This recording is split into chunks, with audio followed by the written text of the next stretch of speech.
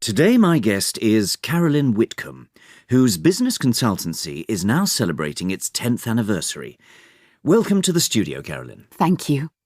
What exactly does your consultancy do, Carolyn?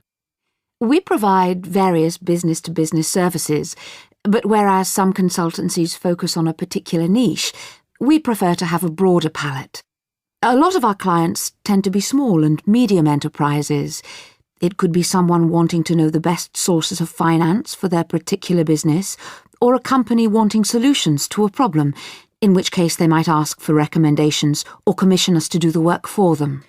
Has the company evolved in its 10 years of existence? Oh, yes.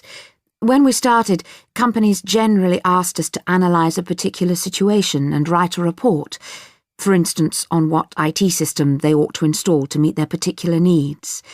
These days, we're far more likely to select the system, install it, and train their staff. We've gone from an intellectual, analytical business doing small pieces of work to big, complex teams solving big, complex problems. Presumably the same people don't always work together. No, it depends on the particular jobs we're dealing with at the time. All our consultants come in as and when we need them. That gives me great flexibility in forming teams, so I can make sure that all the expertise required for a particular job is covered. And of course, it helps if there are no interpersonal issues stopping people from cooperating productively. The solutions that your teams come up with, do they generally have a long life cycle? Everything's changing so fast nowadays that if you make 3 or 5 year plans, they're really not much use. Any business without momentum fails, and that generally applies to our solutions too. It's okay to say there's something that'll work for you now, but you can't assume it'll work for another company, or even for the same company in a few years' time. Could you give us some examples of your work? Well, there's a supermarket chain which had problems with stock management because sales of lots of items vary enormously depending on the weather. We set up a system for them to use 14-day weather forecasts, covering all regions of the country, and compare them with weather patterns and sales figures for the same period the previous year, which helps the retailer to judge how consumers will react in different regions. A software system then sorts out orders, deliveries, storage space, shelf space, and so on. So consumers aren't faced with empty shelves? Exactly. And we're currently working with a utility company in the north of England. It already sells gas and electricity and wants to build on its existing customer base by adding insurance and other financial services. Of course, the company knows all its customers' names and addresses, so it can easily contact them. Our role is to advise both on software they need and on the design of emails and other communications which the company will send to its customers.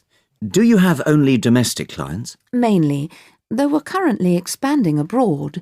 We considered transferring staff from this country to foreign outposts, but realised we'd have difficulty finding out about local markets, not to mention laws and regulations. So instead, we're looking for organisations similar to us in certain other countries and aiming to share our resources. We can send consultants to them if they're needed for a particular job and vice versa. It'll increase our pool of experts. And finally, what made you decide to start up a consultancy in the first place? I was employed by a business consultancy myself and enjoyed the variety. One week you were designing a staff satisfaction survey, and the next streamlining financial systems. But my employers missed a lot of opportunities because they weren't as flexible as they could be. That was where I felt I scored, and the only way I could make use of that was to start my own business. I was scared of losing the security of full-time employment, but it certainly paid off in the long run. Carolyn Whitcomb, thank you very much. Thank you.